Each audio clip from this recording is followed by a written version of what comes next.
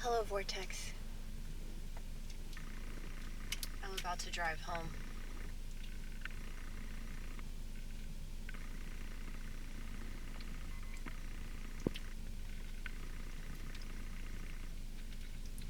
So, I wanted to talk about something that I'm sure I've talked about several times already.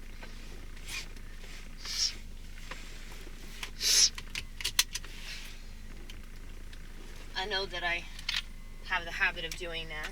This is a keyboard, by the way. I might play it, I might not. It just depends on how I feel. But,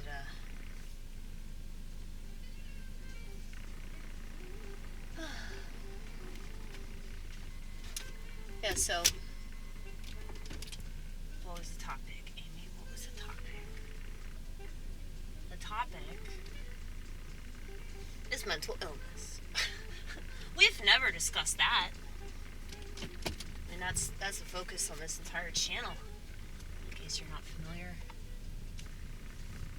And we focus on that because in our country, America, our fellow citizens do not focus on that.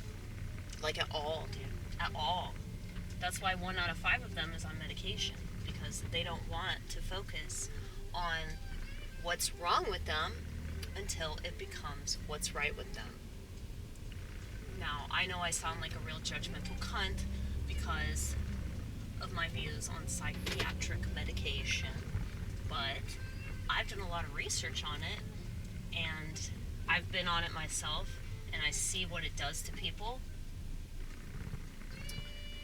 I've had a friend that's overdosed on serotonin, and her psychiatrist blamed her for that, even though she was taking the medication as prescribed.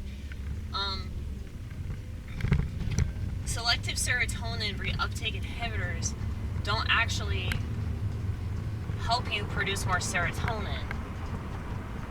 So it's literally a lie. It literally does the exact opposite of what it says. So I wonder if the reason why they call it a selective serotonin reuptake inhibitor is because it doesn't select any of it. I mean, that would make sense, right? I think that would make sense. Oh shit, dude.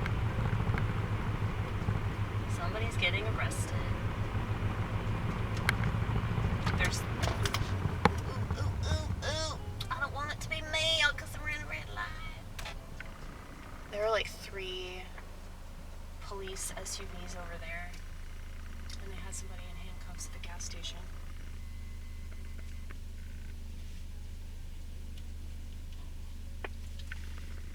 Let's see. I always want to play that jazz organ. Maybe I should play the flute.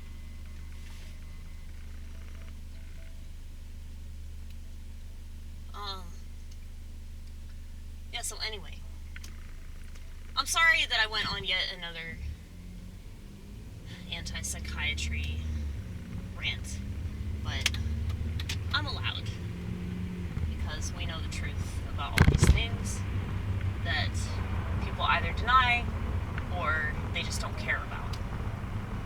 And if you care about the world and you care about society, you will totally hold society accountable. And this is the problem, not just with this country, but with everybody everywhere, is that there's no accountability. And you cannot expect a society to be good when there's no accountability and everybody just plays a blame game and just points the finger at somebody else. If every single person on planet Earth pointed the finger at themselves, and this action enabled them to look into themselves more, focus on themselves so that they could change the things that are fucked up, or at the very least improve those things, you know? So I realize that it'll always be hard for me to show up on time for everything. It'll always be hard for me to be organized. But I can always try. You know, and I think that that's the thing with mental illness, is that you just stop wanting to try. And when you become more and more aware of it, it doesn't have the same effect on you as it would if you weren't aware of it. Which is why narcissists are the sickest people, because they refuse to be aware in such a way that would help them to change ever so slightly. So I know that there's a huge difference between being an actual narcissist, like cluster B personality type narcissist personality. There's a huge difference between that and, just being arrogant sometimes, or,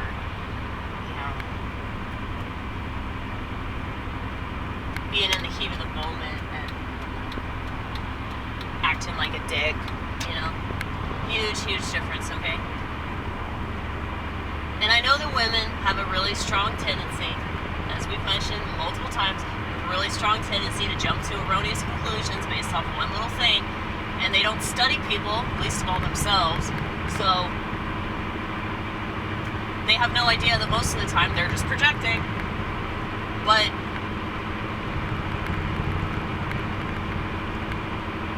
I just thought of a brilliant poster. I gotta say it so that I remember. It's gonna say, nope, you're just projecting. I gotta make that one really pop, It's gotta be 1985. Because stuff in the 80s was real outlandish. And that's the same year I was born, so I gotta make that poster fun. But yeah, that is the case for most people. It's they're not dealing with anything on a personal level, they don't know how. And so because they don't have that toolbox, they have no choice but to weaponize their own emotions and lash out at other people. And that's exactly what happened tonight at my job. And I've talked about this person that I work with, and I love this person, I care for her quite a bit, but she can be a piece of shit. And I keep making excuses for her, but at the same time, I feel sorry for her because I know that she's been through shit, and she just doesn't know how to stop playing the victim about it. And so she pretty much consistently puts herself in situation after situation after situation that reminds her of the original situation, and this is what we call a self-fulfilling prophecy, courtesy of borderline personality disorder. Now, I'm giving her the benefit of the doubt that she's got this one instead of just straight up piece of shit narcissist.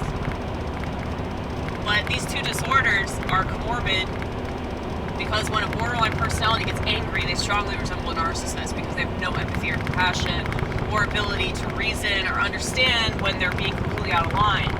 And it's gotten to the point where this has happened so many fucking times where she just walks out of her job in a fit of rage. It's she's just throwing a temper tantrum, and the thing is, women are totally allowed to do that.